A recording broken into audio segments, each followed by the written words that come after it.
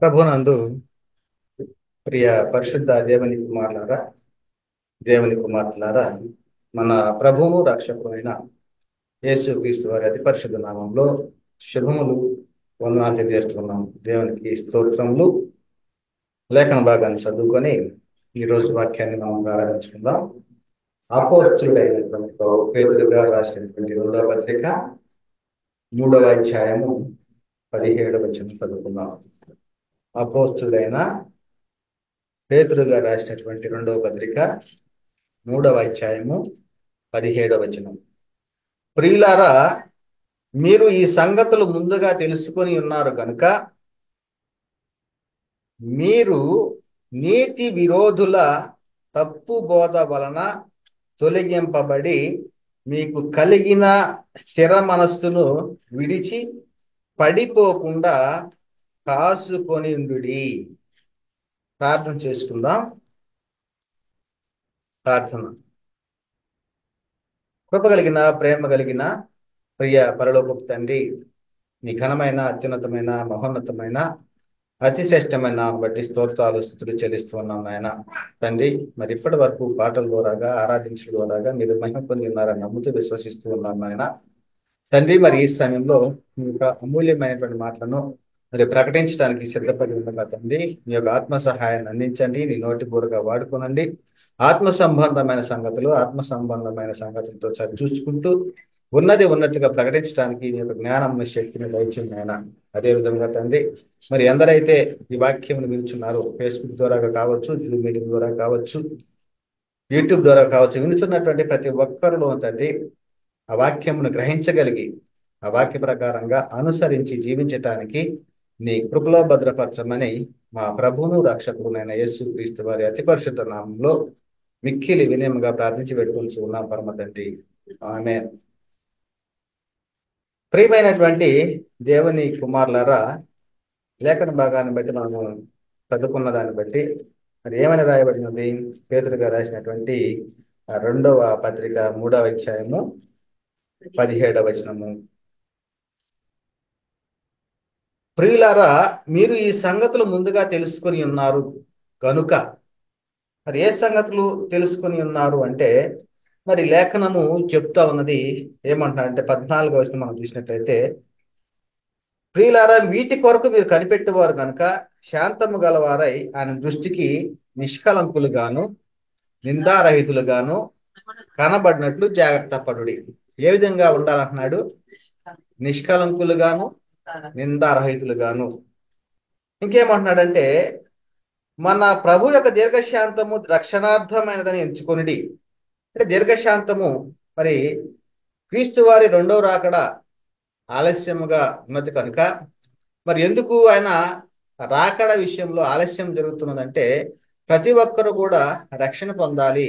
ఆ రక్షణ అర్థమై అంటున్నాడు ఆయన దీర్ఘశాంతాన్ని కలిగి ఉన్నాడు అని ఎంచుకోవాలంటున్నాడు. అలాగనే మన ప్రియ సహోదరుడైన పౌలు కూడా తనకు అనుగ్రహింపబడిన జ్ఞానము చొప్పున మీకు రాచి ఉన్నాడు.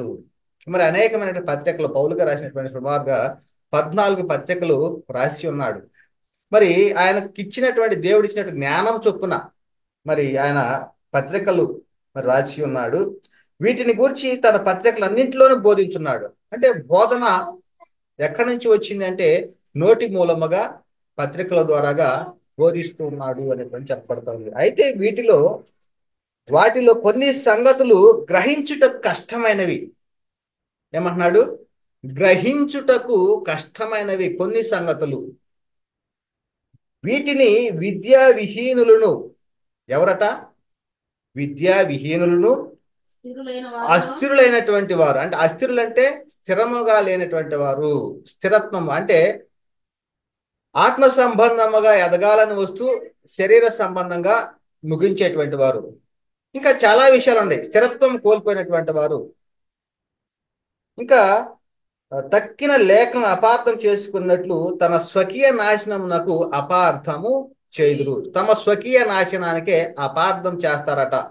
మరి ఈ యొక్క లేఖనాల్లో రాసినటువంటివి నేటి కాలంలో చూసినట్లయితే చాలా మంది కూడా స్వకీయ నాశనానికి అపార్థం చేసుకుంటున్నారు. అనేక మందిని నాశనంలోనికి కూడా నడిపిస్తూ ఉన్నారు. మరి అందుకని అంటున్నాడు, ఈ సంగతులు మీకు ముందుగా తెలిసి ఉన్నాయి. ఏవి సంగతులు? ఏవైతే పత్రిక ద్వారాగా రాయబడి ఉన్నావో, నోటి మూలముగా ఏదైతే చెప్పి ఉన్నామో అవన్నీ కూడా మీరు ముందుగానే తెలుసుకుని ఉన్నారు కనుక మీరు నీతి విరోధుల తప్పు బోధ వలన తొలగింపబడి అన్నాడు. అంటే నీతి విరోధులు అంటే ఎవరు? నీతిని జరిగించకుండా ఆటంకంగా ఉండేటువంటి వారు నీతి విరోధులు. నీతి అంటే ఏమిటి? ఒక సందర్భంలో యేసుక్రీస్తు వారు యోహాను వద్దకు బాప్తిసం పొందటానికి వెళ్ళినప్పుడు యోహాన్ గారు ఏమంటున్నాడంటే, నీ చేత నేను బాప్తిసం పొందవలసిన వాడిని ఉండగా నీవు నా వద్దకు వచ్చావు అని చెప్పేసి అడిగినప్పుడు బాప్తిసాన్ని నివారించడానికి చూస్తాడు ఆ సమయంలో. అయితే ఏమంటున్నాడు యేసుక్రీస్తు వారు? నీతి యావత్తు ఇలాగ జరగవలసి ఉన్నది కనుక ఇప్పటికీ ఇలాగ కానిమ్ము అంటున్నాడు. అంటే ఏమిటి? యేసుక్రీస్తు వారు బాప్తిసం పొందుకోవటానికి గల ప్రధానం ఏమిటి? ఆయన ఎక్కడ బాప్తిసం తీసుకున్నాడు అంటే నీటిలో తీసుకున్నాడు. అదే విధముగా క్రీస్తును శిరస్సుగా కలిగిన సంఘంలో చేర్చబడటానికి ముఖ్యమైనటువంటిది ఏంటంటే ఆ నీతిని జరిగించాలి. నీతి యావత్తు అంటే నీటిలో బాప్తిసం పొందాలి ప్రతి ఒక్కరు కూడా అనేటువంటి అక్కడ నీతిని కనపరిచాడు. అది నీతి అంటే ఏమిటి? దేవుని ఆజ్ఞకు లోబడటం. దేవుడు ఏదైతే ఆజ్ఞాపించి ఉన్నాడో ఆజ్ఞకు లోబడటం. మరి ఈ విధముగా నీతి యావత్తు ఇలాగ జరగవలసినది. అంటే మొదటగా మనం చూసినది ఏంటంటే నీతి అంటే దేవుడు ఏదైతే ఆజ్ఞను ఇచ్చి ఉన్నాడో ఆ ఆజ్ఞను అనుసరించటమే దేవుని యొక్క నీతి. మరి చాలా సందర్భాల్లో మనం చెప్పుకుంటూనే ఉన్నాం. ఇంకేమంటున్నాడు ఇక్కడ? నీతి విరోధుల తప్పు బోధల వలన తొలగింపబడి మీకు కలిగిన స్థిర మనస్సును విడిచి, స్థిర మనస్సు దాన్ని విడిచి పడిపోకుండా అంటున్నాడు. జాగ్రత్తగా కాసుకొని అంటున్నాడు. కాసుకోవాలి, జాగ్రత్తగా ఉన్నా అంటున్నాడు. పడిపోకుండా. ఎక్కడ పడిపోతారు మళ్ళా? నిత్య జీవంలో నుండి నిత్య నరకంలో పోయేటువంటి ప్రమాదం ఉంది. పొందిన రక్షణ పోగొట్టుకునేటువంటి అవకాశం ఉంది. కనుకనే మరి ఈ సందర్భాన్ని బట్టి యేసుక్రీస్తు వారు ఒక సందర్భం ఏం చెబుతూ ఉన్నాడు అంటే అబద్ధ ప్రవక్తలను గూర్చి జాగ్రత్త పడుడి అంటున్నాడు. అబద్ధ ప్రవక్తలను గూర్చి జాగ్రత్త పడుడి, వారు గొర్రెల చర్మములు వేసుకొని మీ వద్దకు ఒత్తురు, కానీ వారు లోపల క్రూరమైన తోడేళ్ళు. వారు ఏ స్థితిలో ఉన్నారట? క్రూరమైనటువంటి తోడేళ్ళట. వారు ఏ విధంగా వస్తున్నారంట? గొర్రెల చర్మములను కప్పుకుంటున్నారట. వారి స్వభావం ఎలాంటిదంటే తోడేళ్ల స్వభావము అనేటువంటిది చెప్తా ఉంది పిల్లలు. అందుకనే పౌలు గారు కూడా ఏం చెప్తున్నాడంటే, నేను వెళ్ళిపోయిన తర్వాత క్రూరమైన తోడేళ్లు ప్రవేశించునని నాకు తెలియను. క్రూరమైన తోడేళ్లు ప్రవేశిస్తాయి అన్నాడు. ఎక్కడికి ప్రవేశిస్తాయి? సంఘములోనికి. అంటే క్రీస్తుని శిరస్సుగా కలిగిన సంఘములోనికి మరి క్రూరమైన తోడేళ్లు ప్రవేశిస్తవి. అదే అంటున్నాడు. ఏమంటున్నాడు ఇంకా? అవి వారు మందను కనికరింపరు. మందను కనికరింపరు అంటే కనికరింపకపోవడం ఏంటి? వారు నరకానికి తీసుకెళ్లేటువంటి పనులను బోధలను చేస్తూ ఉంటారు అనేటువంటిది లేఖనంలో చెప్తోంది. కనుకనే ఆ విషయం గురించి ఏం చెప్తున్నాడంటే ఆ తీతుకు రాసిన పత్రిక 1:11 వారి నోళ్లు ముయింపవలెను, అట్టి వారు ఉపదేశింపకూడని వాటిని దుర్లాభము కొరకు ఉపదేశించుచు కుటుంబములనే పాడు చేయుచున్నారు.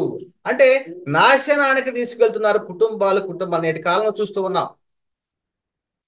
మరి అనేక మంది క్రీస్తునందు దేవుని యందు భయభక్తులు కలిగిన వారుగానే ఉంటున్నారు, కానీ వారు వినేటువంటి బోధ, వారు అనుసరించేటువంటి బోధ అది క్రీస్తు బోధ కాదు.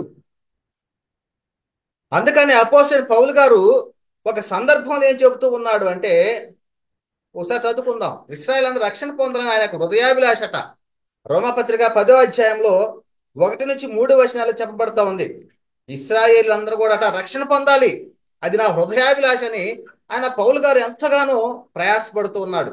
రోమపత్రిక 10:1 ఒకసారి చదువుకుందాం. సహోదరులారా, రక్షణ పొందవలెనని ఇశ్రాయేలీలు రక్షణ పొందవలనని నా హృదయాభిలాషయు నా హృదయాభిలాషయు వారి విషయమై నేను దేవుని చేయి ప్రార్థనలై ఉన్నవి. నేను దేవునికి చేయు ప్రార్థనయునై ఉన్నవి. వారు దేవుని యందు ఆసక్తి గలవారని వారిని గూర్చి సాక్ష్యం ఇచ్చున్నాను. అయినను వారి ఆసక్తి జ్ఞానానుసారమైనది కాదు. ఏలయనగా వారు దేవుని నీతిని ఎరుగక తమ స్వనీతిని స్థాపింపబూనుకొనుచు దేవుని నీతికి లోబడలేదు. అంటే దేవుని నీతి అనగా ఏమిటి? దేవుడు ఏదైతే ఆజ్ఞలను ఇచ్చాడో ఆ ఆజ్ఞలను అనుసరించాలి. మరి వారు ఇశ్రాయేలు ఆజ్ఞలు అనుసరించారంటే అతిక్రమించారు. దేవుని నీతికి లోబడ్డారంటే లోబడలేదు. తమ స్వనీతిని స్థాపింపబూనుకొనుచున్నారు. మరి నేటి కాలంలో కూడా చాలా మంది ఏం చేస్తూ ఉన్నారంటే స్వనీతిని స్థాపింపబూనుకొనుచున్నారు. పరిశుద్ధ గ్రంథములో వ్రాయబడని చెప్పబడని వాటినే నేటి కాలంలో అనుసరిస్తూ ఉన్నారు. దానివల్ల ఏమవుతున్నారు? కుటుంబములనే పాడు చేస్తున్నారట. వీటి యొక్క ఉద్దేశం ఏమిటంటే ఉపదేశింపకూడని వాటినట ఉపదేశిస్తూ ఉన్నారట. దేని కొరకు అంటే వాటిని దుర్లాభము కొరకు దుర్లాభము అంటే వారి వలన ఉపయోగము లాభము సంపాదించుకుంటే కుటుంబాలనే మరి పాడు చేయుచున్నారు అనేటువంటిది లేఖనము చెప్తా ఉన్నట్టుగారా. కనుకనే మరి మొదటి శతాబ్ద కాలంలో అంటే క్రీస్తు యేసు యొక్క అపోస్తులు మరి ప్రారంభించినటువంటి ప్రారంభించిన కాలంలో మరి అలాంటి బోధలు ఏమైనా జరిగినాయా అంటే జరిగినాయి. వారు ఎదుర్కొన్నారు కూడా. క్రూరమైనటువంటి తోడేళ్లు మీలో ప్రవేశిస్తాయని యేసుక్రీస్తు వారు చెప్పినట్లుగా అబద్ధ ప్రవక్తల గురించి జాగ్రత్త పడండి, వారు గొర్రెల చర్మంను వేసుకుని మీ వద్దకు వస్తారు అనేటువంటిది యేసుక్రీస్తు వారు చెప్పిన మాటలను బట్టి, పౌలు గారు చెప్పిన మాటలను బట్టి కూడా ఆ కాలంలోనే మరి నెరవేరినట్లుగా జరిగినట్లుగా కూడా మనం చూస్తాము పిల్లరా. అందుకనే మరి సున్నతి విషయంలో సున్నతి దేనికి సంబంధించింది? ఇశ్రాయేలులకి ధర్మశాస్త్రాన్ని బట్టి సున్నతి ఆచారం ఇవ్వబడింది. అయితే ఆ యొక్క మొదటి శతాబ్ద కాలంలోనే మీరు సున్నతి పొందితేనే కానీ మీరు రక్షణ పొందలేరు. అంటే బాప్తిస్మం, నీటిలో బాప్తిస్మం పొందాలి, అదే విధంగా సున్నతి కూడా పొందాలి అనేటువంటి ఒక బోధ ఆ యొక్క మొదటి శతాబ్ద కాలంలోనే మరి బోధిస్తున్నట్లు మనం చూస్తా ఉన్నాం పిల్లారా. అదే అపోస్తుల కార్యంలో 15వ అధ్యాయము 1వ వచనంలో రాయబడి ఉంది. కొందరు యూదయ నుండి వచ్చి, ఎక్కడి నుంచి వచ్చారట? కొందరు యూదయ నుండి వచ్చి మీరు మోషే నియమించిన ఆచారము చొప్పున, అంటే ధర్మశాస్త్రం అప్పటికే కొట్టివేయబడింది క్రీస్తు వారి ద్వారాగా, కృపయో సత్యము మరి క్రీస్తు ద్వారాగా అనుగ్రహం పడి ఉన్నటువంటి కాలంలో, బోధిస్తున్నటువంటి కాలంలో వారు ఆల్రెడీ సంఘంలో చేర్చబడిన తర్వాత మరి కొందరు మరి యూదయ నుంచి వచ్చారట. వచ్చి వారు ఏం బోధిస్తూ ఉన్నారు అంటే మోషే నియమించిన ఆచారం చొప్పున సున్నతి పొందితేనే గాని రక్షణ పొందలేరు అని సహోదరులు బోధిస్తున్నారట. ఎలాగా? సున్నతి పొందితేనే గాని రక్షణ అట, సున్నతి పొందలేకపోతే రక్షణ లేదు అని ఆ మొదటి శతాబ్ద కాలంలోనే మరి బోధిస్తున్నారు. అంటే ఈ సున్నతి విషయంలో అపోస్తలుడైనటువంటి పౌలు గారు ఏం చెబుతూ ఉన్నాడంటే కుక్కల విషయమై జాగ్రత్తగా ఉండంటున్నాడు. అంటే మోషే ధర్మశాస్త్రం కొట్టివేయబడిన తర్వాత సున్నతి అనేటువంటి ఆచారము లేకపోతే మరి మీరు సున్నతి చొప్పున మీరు పొందాలి. సున్నతి లేకపోతే మోషే నియమించిన ఆచార చొప్పున సున్నతి పొందితేనే మీకు రక్షణని బోధించేటువంటి వారి విషయంలో పౌలు గారు ఏం చెబుతున్నారంటే కుక్కల విషయమై జాగ్రత్తగా ఉండండి. ఫిలిప్పీలు రాసిన పత్రిక 3వ అధ్యాయం 2వ వచనం రాయబడి ఉంది. వారిని ఎవరితో పోలుస్తూ ఉన్నాడు అంటే దేవుని వాక్యాన్ని కలిపి చెరుపుతూ ఉన్నారు. కలిపి చెరపడం అంటే ఏంటి అంటే కొట్టివేయబడినటువంటి ధర్మశాస్త్రాన్ని స్థిరపరిచేటువంటి కొత్త నిబంధనతోటి మరి కలుపుతూ ఉన్నారు. ఆ కలిపేటువంటి క్రమం దీన్ని కలిపి చెరిపేటి బోధ అంటున్నాం. మరి ఈ క్రమంలో ఏం జరుగుతుందంటే వారిని కుక్కల విషయమై జాగ్రత్త పడు అంటున్నాడు. దుష్టులైన పనివారట వాళ్ళు ఎవరి పనివారట? దుష్టులైన పనివారి విషయమై జాగ్రత్త ఉండుడి. ఈ ఛేదన ఆచరించే వారి విషయమై జాగ్రత్తగా ఉండు. ఛేదన అంటే ఏమిటి? సున్నతి చేయించేటువంటి వారు. అంటే సున్నతి పొందితేనే రక్షణ, సున్నతి లేకపోతే మీకు రక్షణ లేదు. మోషే నియమించిన ఆచారం ప్రకారం మీరు సున్నతి పొందితేనే రక్షణ అనేటువంటి బోధలు మొదటి శతాబ్ద కాలంలోనే అపోస్తులు ఉన్న కాలంలోనే బోధిస్తూ ఉన్నట్లుగా మనం చూస్తా ఉన్నాం పిల్లారా. కనుకనే ఆ విషయంలో సున్నతి విషయంలో ఏం చెప్తున్నాడంటే దాస్యమను కాడి కింద మరలా చిక్కుకోవద్దు అంటున్నాడు. దాస్యం అనేటువంటి కాడి నుంచి మీరు విముక్తి పొందారు. ధర్మశాస్త్రం నుండి మీరు విమోచించబడ్డారు. ధర్మశాస్త్రం యొక్క శాపం నుండి మీరు విమోచించబడ్డారు. మరలా దాస్యం అనే కాడి కింద మరలా సున్నతి అని మరి వాటి కింద మీరు మళ్ళా వెళ్ళొద్దు, దాస్యం అనే కాడి కింద మీరు వెళ్ళవద్దు అంటూ మరి సున్నతి మరి పొందిన ఎడల క్రీస్తు వల్ల మీకు ప్రయోజనం ఏమీ కలగదు అంటున్నాడు. చూడండి, అంటే మొదటి శతాబ్ద కాలంలోనే యేసు క్రీస్తు యొక్క అపోస్తులు మరి ఎదుర్కొన్నటువంటిది ఏమిటంటే సున్నతి పొందాలి. మోషే నియమించిన ఆచారం ప్రకారం సున్నతి పొందాలి. ఇంకా చాలా సందర్భాలు వారు ఎదుర్కొంటూ ఉన్నారు. పునరుద్ధానం లేదని బోధించే వాళ్ళు కొంతమంది ఉన్నారు. అయితే నేటి కాలంలో మన ఎదురుగా ఉన్నటువంటి బోధలు ఎలాంటివో, మరి నీతి విరోధులు అంటే ఆ నీతికి విరోధంగా బోధించేటువంటి బోధలు ఎలా ఉన్నాయో మరి వారి విషయంలో మరి లేఖనం ఏం చెప్తుందంటే సాతాను తానే వెలుగుదూత వేషం ధరించుకుని ఉన్నాడట. అదే చెప్తున్నాడు కొరింథీయులకు రాసిన 2వ పత్రిక 11వ అధ్యాయం 13-15 వచనాల్లో, ఏలయనగట్టి వారు క్రీస్తు యొక్క అపోస్తుల వేషం ధరించుకుని వారై ఉండి దొంగ అపోస్తులను మోసగాండ్రకు పనివారనై ఉన్నారు.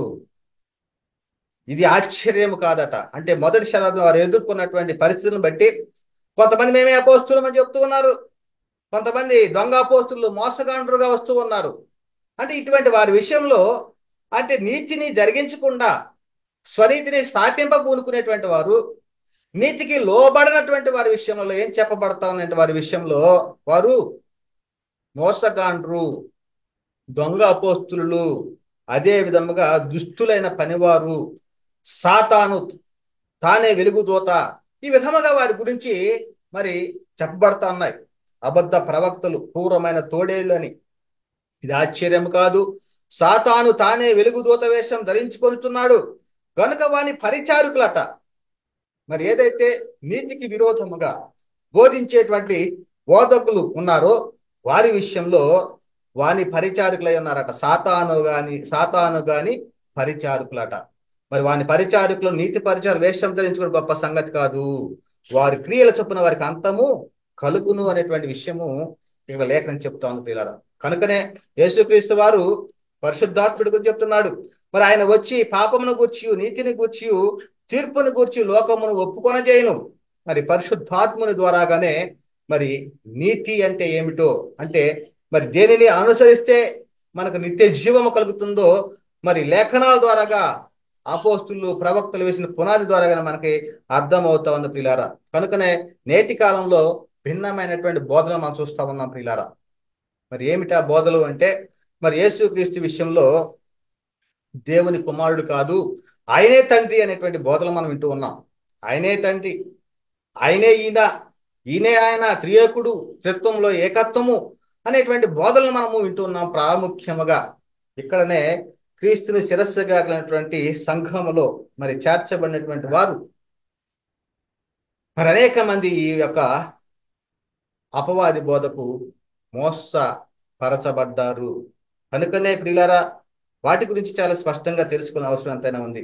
యేసుక్రీస్తు వారి విషయంలో మరి యేసుక్రీస్తుని దేవుని కుమారుడని ఎవరు ఒప్పుకుంటారు వాళ్ళు దేవుడు నిలిచి ఉన్నాడు, వాని యందు దేవుడు ఉన్నాడు అనే విషయం లేఖనం చెప్తా ఉంటే కాదు, ఆయనే తండ్రి, ఆయనే యెహోవాని బోధలు చేస్తున్నారు. మరి ఇటువంటి బోధలు మరి ఎలాంటి బోధలు ఇవి? నీతికి విరోధముగా ఉండేటువంటి బోధలు, దేవుని ఆజ్ఞకు లోబడినటువంటి బోధలు అనేటువంటిది మనకి అర్థమవుతోంది పిల్లారా. కనుకనే మరి చెప్పబడతా ఉన్న మొదటి యోహాను పత్రికలో 4వ అధ్యాయము 14-16 వచనాల్లో మరియు తండ్రి తన కుమారుని లోకరక్షకుడిగా ఉండక పంపినట్టు మేము చూసి సాక్ష్యం ఇస్తున్నాము. తండ్రి పంపించాడట యేసుక్రీస్తు వారిని. ఎందుకు పంపించాడు? లోక రక్షకుడుగా ఉండుటకు పంపి ఉండుట మేము చూసి సాక్ష్యం ఇస్తూ ఉన్నాం. అపోస్తులు సాక్ష్యం ఇస్తూ ఉన్నారు. తండ్రి పంపాడు, తండ్రి పంపగా వచ్చిన వాడు యేసుక్రీస్తు, ఆ యేసుక్రీస్తే దేవుని కుమారుడు అని మేము ప్రకటిస్తూ ఉన్నాము అని అపోస్తులు చెప్తున్నారు. యేసు దేవుని కుమారుడని ఎవడు ఒప్పుకొనునో వానిలో దేవుడు నిలిచి ఉన్నాడు.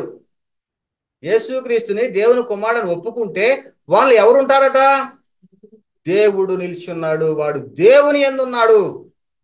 మరి అలా కాకుండా యేసుక్రీస్తే యెహోవా, యెహోవాయే యేసుక్రీస్తు, యేసుక్రీస్తే పరిశుద్ధాత్ముడు అనేటువంటి బోధలో ఉన్నవారు ఎక్కడ ఉంటున్నారు వీళ్ళు? అంటే నీతి విరోధుల తప్పు బోధనలో ఉన్నారు. ఇది సాతాన్ యొక్క బోధనలో ఉన్నారు అనేటువంటిది లేఖనం చెప్తా ఉంది ప్రియులారా.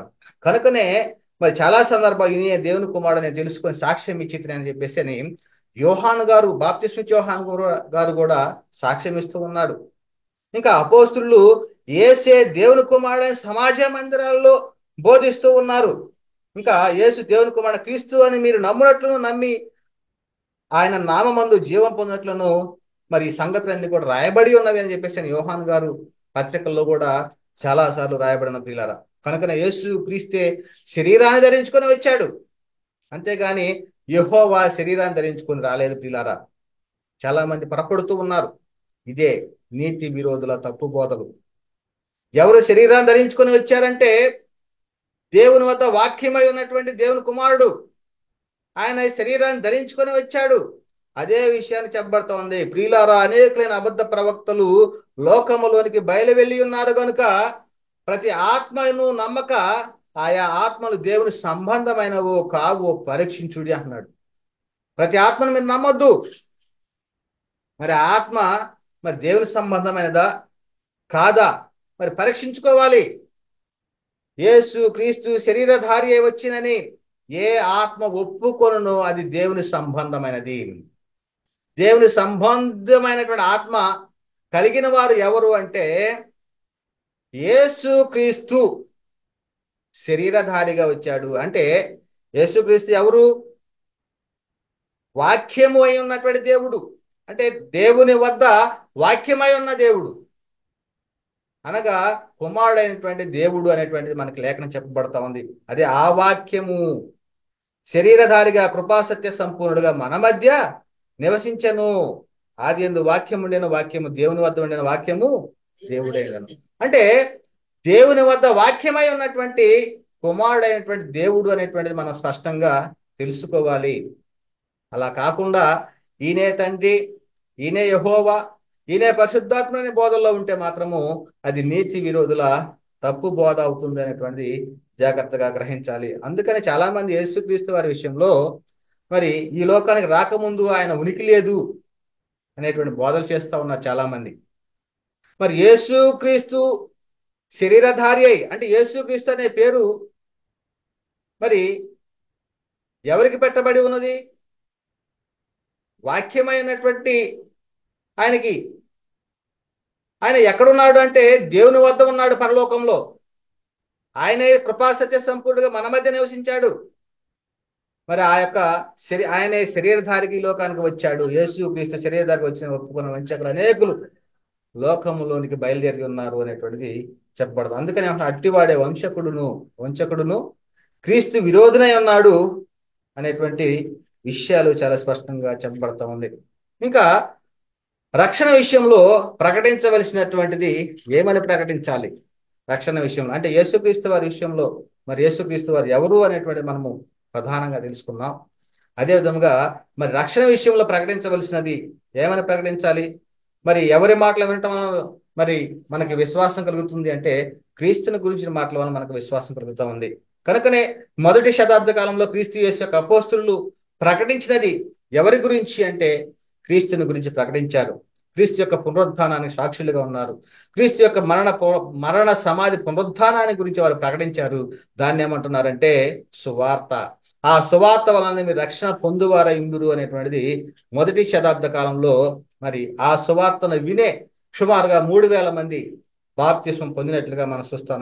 అది ఏమిటి ఆ సువార్త అంటే, సహోదరులారా, మేము మీకు ప్రకటించిన సువార్తను మీకు తెలియపరుచుతున్నాము.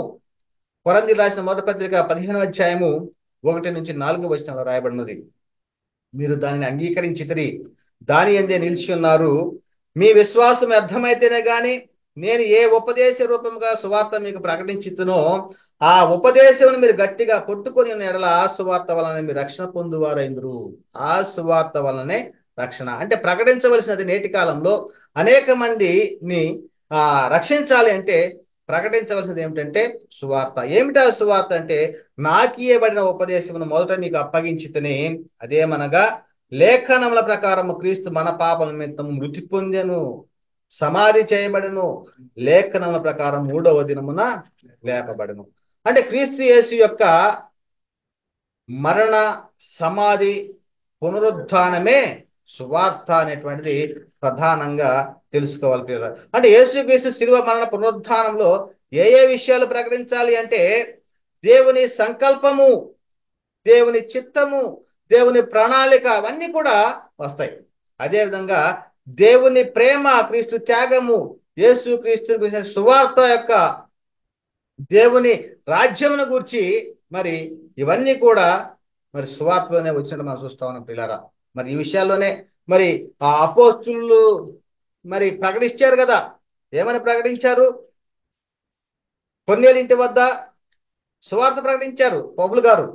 అదేమిటంటే దేవుడు 3వ దినం ఆయన లేపి అని అంటాడు. అంటే మరణ, సమాధి, పునరుత్థానాన్ని గురించే కొర్నేలు ఇంటి వద్ద, అన్నిటికంటే కొర్నేలు ఇంటి వద్ద పేతురు గారు సువార్తను ప్రకటించాడు. అది చదువుకున్న ఒకసారి. అపోస్తుల కార్యములు 10వ అధ్యాయము 39 నుంచి 43 వచనాల్లో చూసినట్లయితే, ఆయన యూదుల దేశమందును యెరూషలేము నందును చేసిన వాటికన్నింటికి మేము సాక్షులం అంటున్నాడు.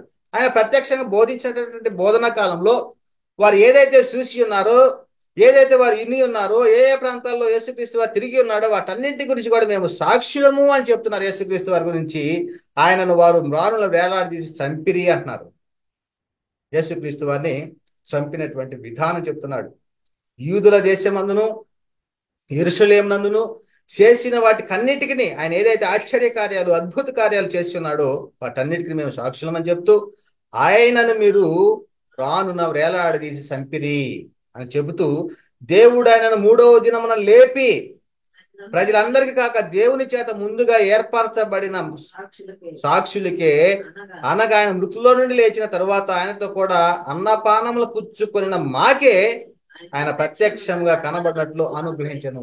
అంటే మొదటిసారిగా ఎవరికి అగపడ్డాడు అంటే వారితో పాటుగా మరి ఉన్న వారికే, యేసుక్రీస్తుతో పాటుగా ఉన్నటువంటి మాకే ఆయన మొదటగా ప్రత్యక్షత ఏర్పరచబడింది అంటూ, ఇదిగాక దేవుడు సజీవులకును మృతులకును న్యాయాధిపతిగా నియమించిన వాడు ఈయనే అని ప్రజలకు ప్రకటించి దృఢ సాక్ష్యం ఇవ్వాలని మాకు ఆజ్ఞాపించను.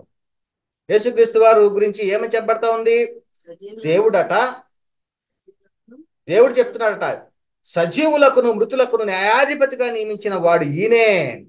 అంటే దేవుడు యేసుక్రీస్తు వారిని ఎలాగ నియమించాడంటే న్యాయాధిపతిగా నియమించాడు అని ప్రజలకు ప్రకటించి దృఢ సాక్ష్యం ఇవ్వాలని మాకు ఆజ్ఞాపించను. ఆయన యందు విశ్వాసం ఉంచువాడు ఎవడో వాడు ఆయన నామమూలముగా పాపక్షమాపణ పొందునని ప్రవక్తలందరూ ఆయనను గురించి సాక్ష్యం ఇస్తున్నారు. ఇంకా ఫిలిప్పు గారు కూడా మరి దేవుని రాజ్యాన్ని గూర్చి, యేసుక్రీస్తు నామమును గూర్చి సువార్తను ప్రకటించారట. విన్నవారు అనేకులు బాప్తిసం పొందినట్లు మనం చూస్తూ ఉన్నాం. అదే విధముగా మరి ఫిలిప్పు ఏం చెప్తున్నాడంటే, నపుంసకుడి విషయంలో మరి ఆయన ఆ లేఖనమును అనుసరించి అతనికి యేసుని గూర్చిన సువార్త ప్రకటించాడట.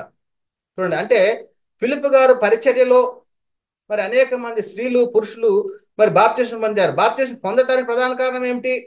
ఫిలిప్ ఏమని చెప్పాడు? దేవుని రాజ్యంను గూర్చి, యేసుక్రీస్తు నామమును గూర్చి అక్కడ ప్రకటించారు. మరి ఆ యొక్క మాటలు విని, ఆ సువార్తను విని అనేక మంది స్త్రీలు, పురుషులు బాప్తిసం పొందారు.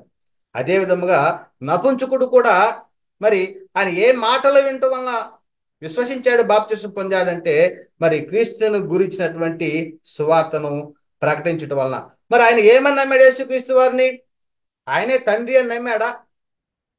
ఆయనే యెహోవా అని నమ్మాడా? ఆయన అలా నమ్మలేదు.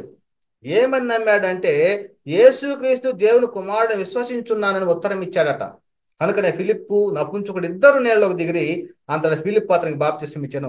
అంటే నీటిలో బాప్తిసం పొందితేనే నేటి కాలంలో రక్షణ.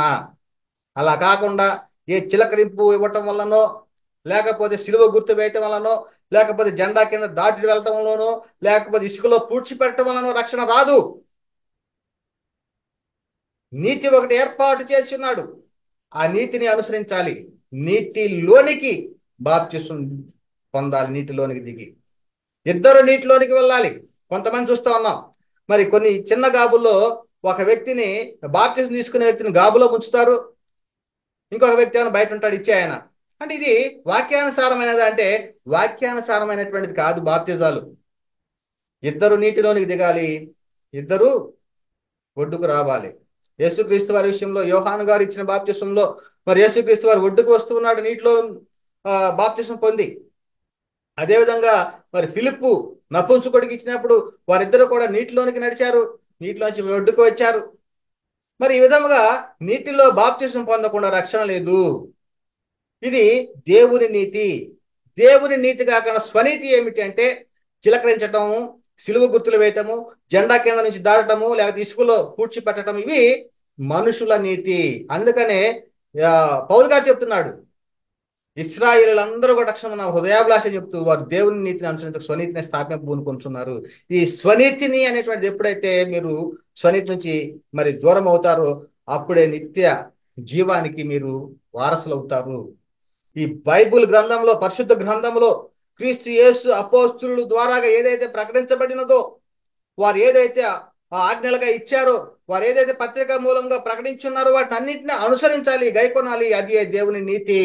ఆ నీతిని అనుసరించిన వాడే నిత్య జీవానికి వారసుడు అవుతాడు అనేటువంటిది నేటి కాలంలో క్రీస్తు సంఘముగా చేర్చబడిన వారికి చెప్తున్నటువంటి బోధ అనేటువంటిది మనం స్పష్టంగా తెలుసుకోవాలి. కనుకనే పౌలు గారు ఏమంటున్నాడంటే, సువార్తను గూర్చి నేను సిగ్గుపడువాడను కాను. అంటే ఏది ప్రకటించాలి? ఒక వ్యక్తి రక్షణ పొందాలంటే శక్తి దేనిలో ఉందంటే సువార్తలో ఉంది. ఆ సువార్తను గురించి ప్రకటించితేనే ఒక ఆత్మ రక్షింపబడతా ఉంది. కనుకనే పౌలు గారు సువార్తను గురించి నేను సిగ్గుపడు వాడు కాను, ఏలైనగా నమ్ము ప్రతి వానికిని, మొదట యూదునికి గ్రీసు దేశస్తుని కూడా రక్షణ కలగజేయటం అది దేవుని శక్తి అయి ఉన్నది. మరి ఈ విధముగా మరి నేటి కాలంలో బోధ ఎలా ఉన్నవి? భూ సంబంధమైనటువంటి సంగతులను గురించి ప్రకటిస్తున్నారు. అదేవిధంగా తమ యొక్క సాక్ష్యం గురించి చెప్తూ ఉన్నారు. టీవీలలో జరిగిన సంగతులను గురించి ప్రకటిస్తూ ఉన్నారు. ఇవన్నీ కూడా ప్రకటిస్తే రక్షణ కలుగుతుందా? మరి చాలా మంది మా సంఘానికి రండి, లేకపోతే 7 వారాలు రండి, లేకపోతే 10 వారాలు రండి, 12 వారాలు రండి, మీకు అద్భుతాలు జరుగుతాయి. ఇవి కాదు కావాల్సింది. నీ ఆత్మకు రక్షణ కలగజేసేటువంటి సువార్తను మీకు ప్రకటిస్తున్నారు లేదా? ఇక కొంతమంది చూసినట్లయితే కొబ్బరి నూనె డబ్బాలు మరి అమ్మటము, మరి వాటిలోని ఆశీర్వాదం ఉంటుందని చెప్పటము, మరి వీటి ద్వారాగా మీకు రక్షణ ఉంటుందా?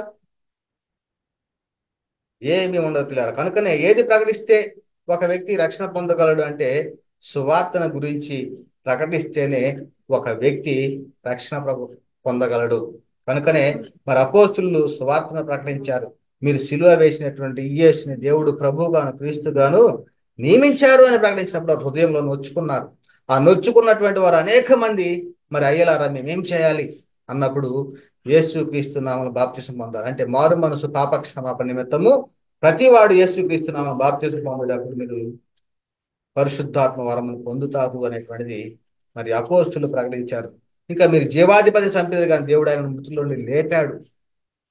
అంటే ప్రకటించవలసిన సువార్తను ప్రకటించకపోగా మరి నేటి కాలంలో బోధిస్తూ ఉన్నటువంటిది ఏమిటంటే భూ సంబంధమైనటువంటి సంగతుల మీదనే వారి దృష్టిని పెడుతూ ఉన్నారు.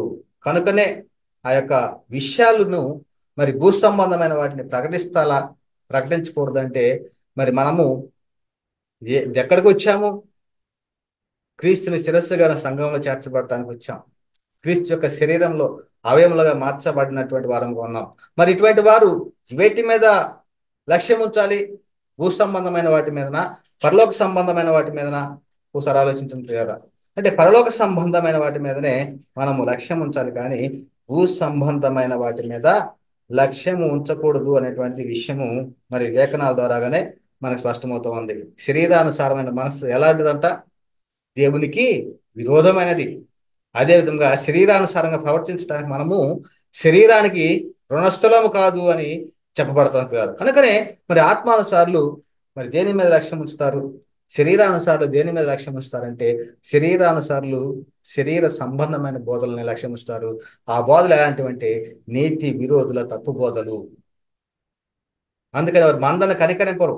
అంటే రక్షణ అనేటువంటిది తెలియజేయకుండా, రక్షింపబడటానికి శక్తి గల వాక్యాన్ని ప్రకటించకుండా మీకు శరీర సంబంధమైనటువంటి వాటి కొరకే బోధించేటువంటి వారే నీతి విరోధుల తప్పు బోధలు. అదే విధముగా తండ్రి ఎవరో, కుమారుడు ఎవరో, పరిశుద్ధాత్ముడు ఎవరో తెలియకుండా చేయటమే నీతి విరోధుల తప్పు బోధలు అనేటువంటివి గ్రహించాలి ప్రియులారా. కనుకనే చాలా సందర్భాలు ఈ రక్షణ వాక్యం మన వద్దకు పంపబడి ఉన్నదని చెప్తా ఉన్నాడు. మరి యేసుక్రీస్తు వారి మాటలో చూసినట్లయితే, నా మాట విని నన్ను పంపిన వానియందు విశ్వసించువాడు నిత్య జీవము గలవాడు, వాడు తీర్పులోనికి రాక మరణంలోని జీవంలో దాటి ఉన్నాడని మీతో నిశ్చయంగా చెప్తున్నా. అంటే నా మాట విని నన్ను పంపిన వారిని విశ్వాసం ఉంచాలి. అంటే యేసుక్రీస్తు వారు మరి ఎవరిని బయలుపరచడానికి వచ్చాడు అంటే తండ్రి అనే దేవుని బయలుపరచడానికి వచ్చాడు. తండ్రిని బయలుపరిచాడు. ఆ తండ్రిని బయలుపరిచిన ఆయన యేసుక్రీస్తు వారిని వీళ్ళు ఏమంటున్నారంటే ఈయనే మాకు తండ్రి అనేటువంటి బోధలు చేస్తా ఉన్నారు. కనుక ఇది అసత్య బోధలు. కనుకనే అపోస్తలుడు యోహాను గారు ఏం చెప్తున్నాడంటే జీవమును గూర్చి మేము సాక్ష్యం ఇస్తూ ఉన్నామంటున్నారు. అంటే నిత్య జీవము, ఆ జీవము గురించి ఎవరంటే యేసుక్రీస్తు వారి గురించి మేము సాక్ష్యం ఇస్తూ ఉన్నాం. యోహాను గారు రాసినటువంటి మొదటి పత్రికలో 1వ అధ్యాయము 1 నుంచి 2వ వచనంలో ఏం రాయబడిందంటే జీవవాక్యమును గూర్చినది అంటున్నాడు. జీవవాక్యమును గూర్చి అంటే జీవాన్ని ఇచ్చేటువంటి వాక్యము, నిత్య జీవాన్ని ఇచ్చేటువంటి వాక్యము. ఆ జీవవాక్యమును గూర్చి ఆది నుండి ఏది ఉండెనో, ఆది నుండి అంటున్నాడు. ఆది అంటే ఏమిటి? దేవుడు. అంటే మొదటిగా దేవుడు ఉన్నాడు. ఆ యొక్క దేవుడు ఉన్నటువంటి కాలం దగ్గర నుంచి ఆది యందు వాక్యం ఉండెను, వాక్యము దేవుని వద్ద ఉండెను. అంటే ఆది నుండి ఏది ఉండెనో మేమేది వింటిమో, కన్నులారా ఏది చూసితమో, ఏది నిదానించి కనుగొంటిమో, మా చేతులు దేనిని తాకి చూసినో అది మీకు తెలియజేస్తున్నాము. ఇంకేమంటున్నాడు? ఆ జీవం ప్రత్యక్షమాయను. అంటే దేవుని వద్ద వాక్యమై ఉన్న దేవుడు శరీరధారిగా కృపాసత్య సంపూర్ణంగా మన మధ్య నివసించాడట.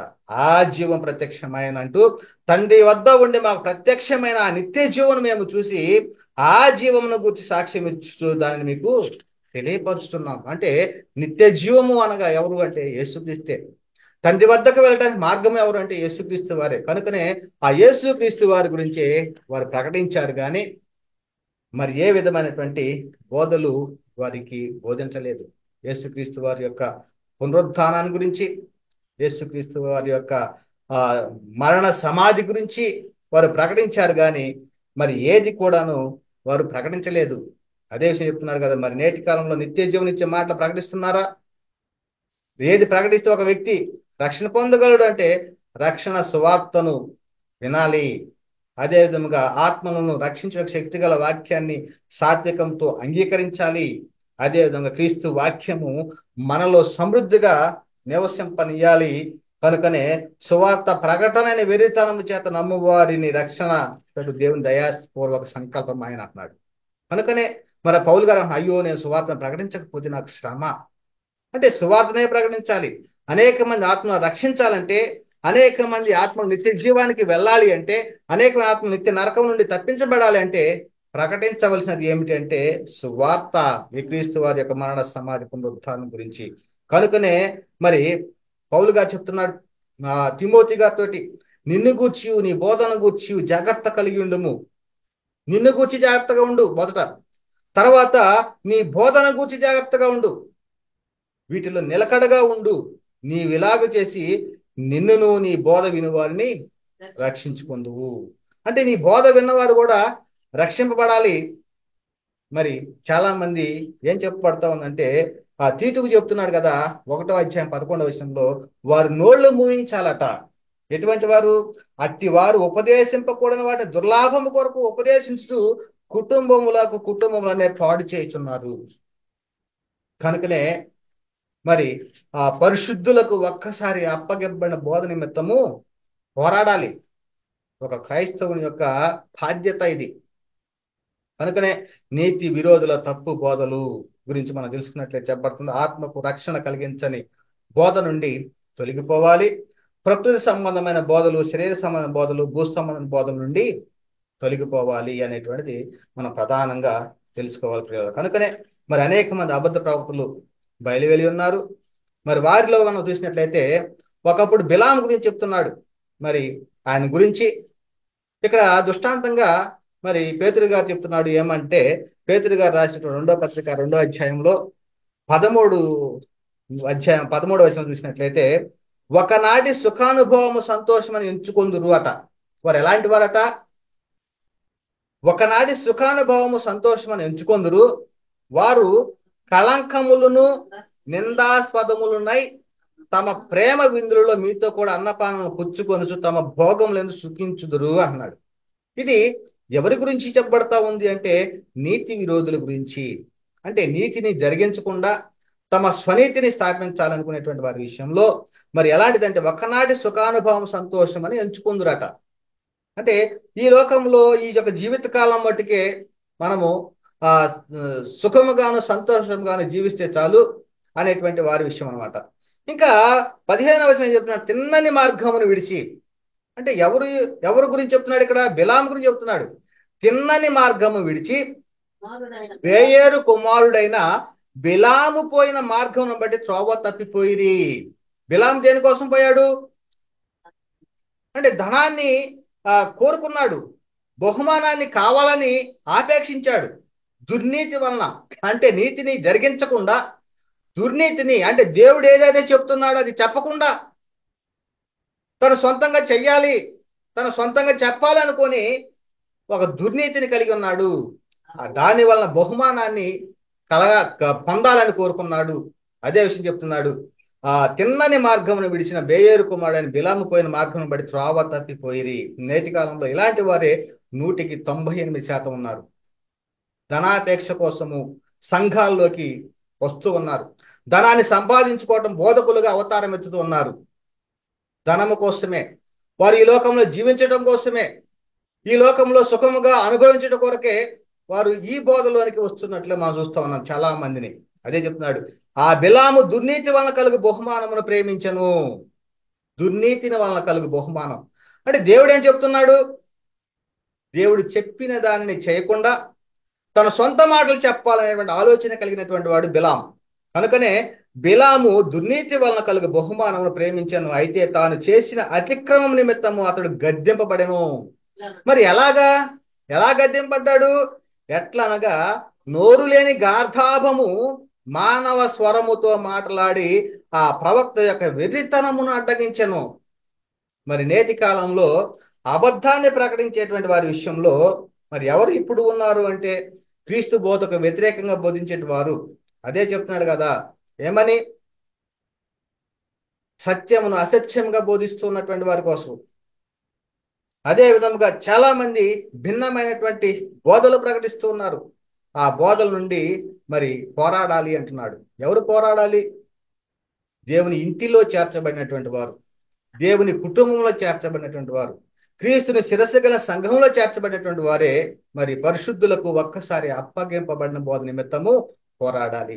ఒకప్పుడు బిలాముని మరి గాడిద ద్వారాగా మరి మానవ స్వరంతో మాట్లాడే ఆ ప్రవక్త యొక్క వెర్రితనాన్ని అడ్డగించితే మరి నేటి కాలంలో బోధించవలసినటువంటిది, వారి యొక్క అబద్ధాన్ని అడ్డగించవలసిన వారు ఎవరు అంటే దేవుని ఇంటిలో చేర్చినటువంటి క్రీస్తు సంఘంలో శిరస్సుగా ఉన్నటువంటి క్రైస్తవుడు. అదే విషయం గ్రహించాలి. కనుకనే అదే చెప్తున్నాడు, అనేకమైనటువంటి అబద్ధ ప్రవక్తలు, క్రీస్తు విరోధులు బయలుదేరి ఉన్నారు. క్రీస్తు సువార్తను చెరపగోరి మిమ్మల్ని కలవరపరిచేవారు కొందరున్నారు అంటున్నారు పిల్లరా. ఇంకా ఏం చెప్తున్నారంటే మీరు నేర్చుకునే బోధకు వ్యతిరేకముగా భేదములను ఆటంకములను కలగజేయవారిని కనిపెట్టి ఉండండి అంటున్నాడు. నేర్చుకునేటువంటి బోధ మనం ఏం నేర్చుకుని ఉన్నాం ఇప్పటి వరకు అంటే పరలోకం నుండి పంపబడి ఆ పరిశుద్ధాత్మని చేత ప్రేరేపించబడి దేవుని మూలముగా పలికిన మాటలు ఎవరు పలికారు? ఎవరి ద్వారాగా అవి ప్రకటించబడ్డాయంటే అపోస్తుల ద్వారాగా. కనుకనే ఆ క్రీస్తు యేసే ముఖ్యమైన మూలరాయి అపోస్తులు ప్రవక్తలు వేసిన పునాది మీద మనం కట్టబడి ఉన్నాం. వారు ఏదైతే ప్రకటించున్నారో, వారు ఏదైతే ఆ పత్రికల ద్వారాగా తెలియజేసి ఉన్నారో వాటి ప్రకారంగానే మనం అనుసరించాలి. కనుక ఆ సువార్త వలనే రక్షణ పొందుతారు అనేటువంటిది చెప్పబడుతూ ఉంది. ఇంకా వచ్చిన వాడు ఎవడైనా మేము ప్రకటింపని మరి ఒక సువార్తను మీకు ప్రకటించినాక శాపగ్రస్తులు అవుతారు. ఏదైతే మేము ప్రకటించామో ఆ సువార్తనే ప్రకటించాలి ఎవరైనా సరే. ఒకవేళ అలా కనుక ప్రకటిస్తే వారు శాపగ్రస్తులు అవుతాడు అంటున్నాడు. వాటిని ఏమంటే దయ్యముల బోధ అంటున్నాడు. దయ్యముల బోధ లక్ష్యం నుంచి విశ్వాస భ్రష్టులు అవుతారు అనేటువంటి విషయం కూడా చెప్పబడతా ఉంది పిల్లారా. కనుకనే పిల్లారా ఒకసారి జాగ్రత్తగా ఆలోచించండి, అర్థం చేసుకోవడానికి ప్రయత్నం చేయండి. అంటే నీతి విరోధులు మరి దేని గురించి ప్రకటిస్తూ ఉంటారంటే సత్యమును అసత్యంగా ప్రకటిస్తారు. నీతిని జరిగించకుండా తమ స్వనీతి కొరకు తమ స్వనీతిని స్థాపింపబూనుకోవటానికి ప్రయత్నం చేస్తారు. నీతిని జరిగించకుండా నీతిని అడ్డగించేవారుగా ఉంటారు. దేవుని యొక్క ఆజ్ఞలను అనుసరించకుండా మరి తమ యొక్క మత శాఖలు తమ యొక్క బోధల ప్రకారంగా అనుసరించే వారినిగా చేస్తూ ఉంటారు. కనుకనే మనము దేని మీద కట్టబడాలి అంటే అపోస్తులు ప్రవక్తలు వేసిన పునాది మీద కట్టబడాలి. దీన్ని ఏమంటాం? ఆత్మ యొక్క నియమాన్ని అనుసరించాలంటాం. ఇంకా పరిశుద్ధులకు ఒక్కసారే అప్పగింపబడిన బోధ నిమిత్తం పోరాడాలి అంటున్నాం. కాబట్టి సహోదరులు నిలకడగా ఉండండి అంటున్నాడు పౌలు గారు. మా నోటి మాట వలనను మా పత్రిక మూలముగానైనను మీకు బోధింపబడిన విధులను చేపట్టండి. ఏదైతే మేము పత్రికల ద్వారాగా తెలియజేశామో, ఏదైతే మా నోటి మాటల ద్వారాగా మీకు ప్రకటించున్నామో వాటిని మీరు ఆ విధులను చేపట్టండి. ఇదే దేవుని యొక్క నీతి అని స్పష్టంగా తెలుసుకోవాలి అనేటువంటి చెప్తున్నాడు. ఇంకేమంటున్నాడంటే మా వలన పొందిన బోధన ప్రకారం కాక అంటున్నాడు. మేము ఏదైతే బోధించామో మా నోటి మూలముగా మా పత్రికల మూలముగా ఏదైతే ప్రకటించామో ఆ బోధ ప్రకారం కాక అక్రమముగా నడుచుకున్న ప్రతి సహోదరుని అతనిని తొలగిపోవాలి. చాలా మంది అంటూ ఉన్నారు, ఇక్కడ ఇన్ని సంఘాలు ఉండగా నువ్వు ప్రత్యేకంగా ఎందుకు చెప్తూ ఉన్నావయ్యా అంటే దీని విషయమే, ఈ వాక్యమే చెప్తా ఉంది. మరి ఇన్ని సంఘాలు ఉన్నాయంటున్నారు, మరి ఏ సంఘము సర్వసత్య సంబంధమైన బోధన ప్రకటిస్తూ ఉన్నాయి? ఏ సంఘములో క్రీస్తు సువార్తను ప్రకటిస్తూ ఉన్నారు? మరి ఎక్కడ మరి అపోస్తులు ప్రవక్తలు వేసిన పునాది ఉన్నది? ఒకసారి ఆలోచించండి. కనుకనే మరి ఈ విషయాన్ని బట్టే మరి అక్రమంగా నడుచుకుని ప్రతి సహోదరి అతని నుండి తొలగిపోవాలని మన ప్రభు యేసుక్రీస్తు పేరట మీకు ఆజ్ఞాపించుచున్నాను. ఇది ఆజ్ఞగా ఇవ్వబడింది. ఈ ఆజ్ఞగా ఇవ్వబడింది ఏదోలే మాకు ఒక సంఘం కావాలి, మరి చనిపోయినా కానీ పుట్టినా కానీ పెళ్లికైనా కానీ అయ్యగారు రావాలి, అయ్యగారు ఉంటేనే మాకు అన్ని జరుగుతాయి అనేటువంటి ఒక బోధల్లో కనుక ఉన్న అనేక మంది ఉన్నారు. కానీ అది సత్యమైన బోధ, దేవుని నీతిని జరిగించేటువంటి బోధేనా? ఒకసారి ఆలోచించాలి. చాలా మంది ఈ యొక్క దీనిలోనే ఆ యొక్క చెరలోనే ఉండిపోయారు. మాకు ఒక కాపరి కావాలి, ఒక సంఘం కావాలి, కుటుంబంలో పుట్టినరోజు కావాలంటే అయ్యగారు కావాలి, కుటుంబంలో పెళ్లి రోజు జరగాలంటే ఒక అయ్యగారు కావాలి, చనిపోయారంటే ఒక అయ్యగారు కావాలి, కనుకనే మాకు ఒక సంఘం కావాలి.